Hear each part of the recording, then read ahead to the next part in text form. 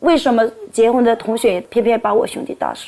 婚礼梦碎喜事变丧事，24岁新郎因遭遇变态婚闹被活活打死，期间婚闹的低俗过程更是令人震碎三观。故事发生在2013年的山西太原某乡镇上，这场悲剧的主角是24岁的新郎李瑞佳，他与新娘王慧的爱情故事本应是那天最美的风景，却因一场陋习的肆虐，化为了一场无法挽回的噩梦。婚礼当天，亲朋好友欢聚一堂，共同见证这对新人的幸福时刻。然而，当接亲车队满载着喜悦与祝福，缓缓驶向婚礼现场时，一场突如其来的变故打破了所有的美好。在返回途中，一群自称是新郎好哥们的伴郎突然在半路截停了车队，他们提出了一个荒谬的要求，让新郎以马驾的方式将新娘骑在脖子上走完剩下的几百米路程。如果新郎拒绝的话，那么他们就会对新娘伸出咸猪手。李佳瑞为了完成任务，只好让新娘骑在脖子上，可只要稍有晃动，就会迎来伴郎们的拳打脚踢。面对伴郎们提出的种种变态婚闹要求，他坚决地选择了拒绝。然而这一拒绝却引来了伴郎们的不满与愤怒，他们以打得越狠，婚后越幸福为借口，肆意地对新郎进行殴打。他碍于大喜之日，只能强忍着痛苦与屈辱，默默承受这一切。两个新人给亲朋好友不是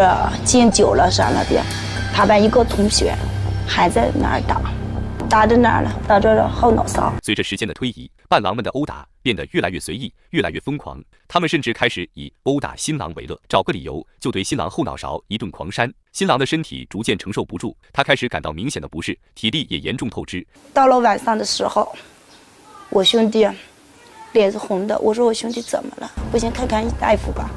他说不用，等今天高兴。新郎的家属看着新郎呼吸困难，以为他只是过于劳累所致，便没有强行要求他去医院。然而到了第二天，新郎却迟迟没有醒来，他的身体状况急转直下，开始出现呼吸困难和全身抽搐的症状。家属这才意识到问题的严重性，赶紧将新郎送往医院。然而尽管医生们全力抢救，李佳瑞最终还是停止了呼吸。这场原本喜庆的婚礼就这样变成了一场令人心痛的葬礼。事后，新郎的家属愤怒不已，将参与婚闹的4人以故意杀人罪告上法庭，并要求赔偿97万元。然而在调解过程中，被告律师却试图以婚闹人数过多、无法定责以及民间习俗为由，为被告人开脱。人打得多了，就是你一拳他一顿，这个戏闹的气氛就有。